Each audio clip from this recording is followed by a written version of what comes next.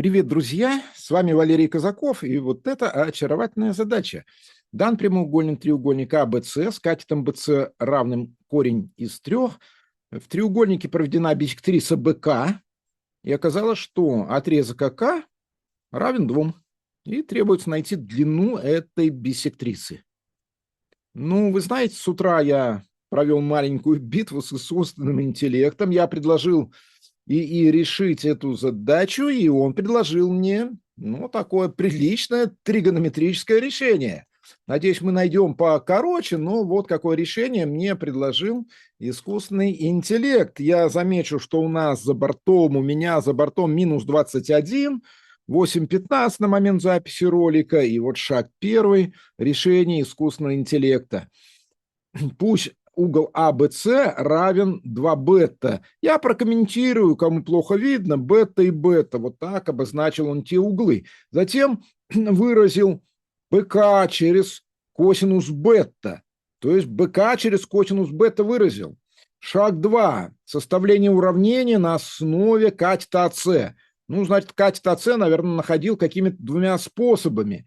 Вот получается какой-то у него здесь вот выражение, уравнение относительно тангенса бета и тангенса 2 бета.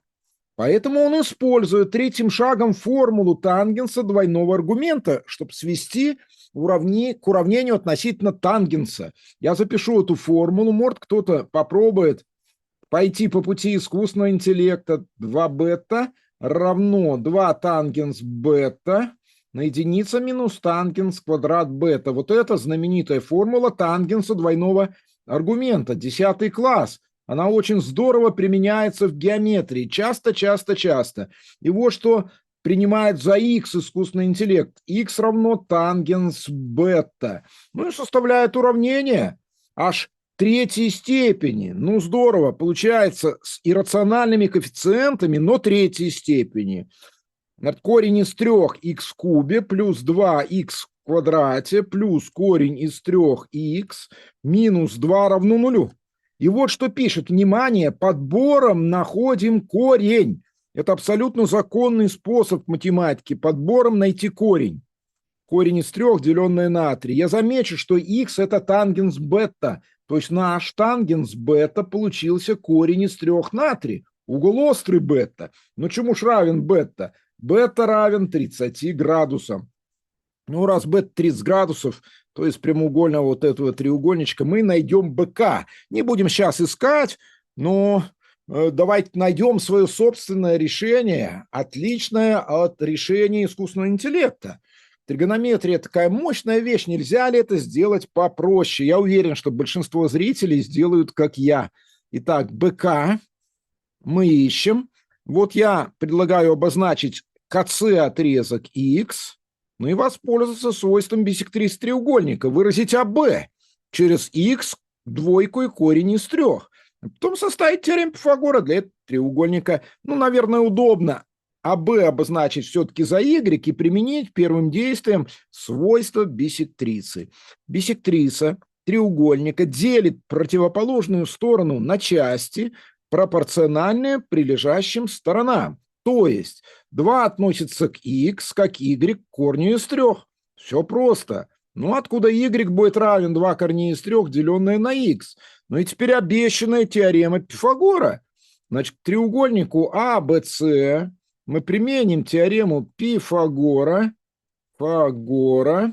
Элементарные такие действия, что мы получаем. X плюс 2 в квадрате, то есть АС в квадрате, плюс BC в квадрате, корень из 3 в квадрате, равно АБ в квадрате, y в квадрате. Ну, y у нас выражен. Пишем 2 корней из 3, деленное на x.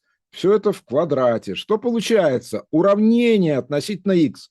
X в квадрате плюс 4х плюс 4 плюс 3 равно 12, деленное на x в квадрате. Избавляемся от знаменателя. Х четвертый плюс 4х в кубе. Здесь 4 и 3 – 7. Плюс 7х в квадрате минус 12 равно нулю. Ну, здорово, получили уравнение. Правда, 4 степени, его предстоит решить. На нашем канале мы каждую неделю рассматриваем какое-то алгебраическое уравнение старших степеней. и поэтому вы владеете методами их решения. Там и метод неопределенных коэффициентов мы рассматривали, разные способы разложения на множители. Ну, вот один из способов – попробовать найти целые корни среди делителей свободного члена. Вообще говоря, делители плюс-минус 1, плюс-минус 2, плюс-минус 3, плюс-минус 4, плюс-минус 6, плюс-минус 12. Вообще говоря, довольно прилично. Хотя, кто скажет, нас положительные x интересуют, ну да, но для разложения иногда пригодятся и отрицательные, чтобы доказать, что корней, к примеру, нет. Но здесь дело обстоит нам счастливым образом. Легко видеть, что x первое равно единице корень. Подставьте единичку, получим 1 плюс 4 плюс 7, 12, минус 12, 0. Все, это корень. Корень. Ну, нетрудно доказать каким-либо образом, графическим, там, свойства функции опираясь, что других положительных корней нет. Других положительных нет. Таким образом, задача имеет единственное решение, но могла бы иметь и два. В качестве домашней задачи я предлагаю сразу же вот здесь, в этом месте, дорешать это уравнение. То есть найти другие корни. ДЗ, найти другие корни этого уравнения. Найти другие действительные корни. Действительные корни. Они есть. Они есть. А мы возвращаемся и говорим, мы нашли, что x единичка. Ну что же здесь решать? БК легко найти. По теореме Пифагора это будет четвертое действие у нас. БК – это корень квадратный из единичек в квадрате плюс корень из 3 в квадрате. Давайте квадрат напишу. В квадрате, чтобы было всем все понятно. Это будет корень из 4, 2. Итак, БК равно 2, ответ 2, и задачка решена. Присылайте свои решения или напишите, как ваш искусственный интеллект, если вы им пользуетесь иногда, решил эту задачу. А я с вами прощаюсь. До новых встреч. С вами был Валерий Казаков. Пока.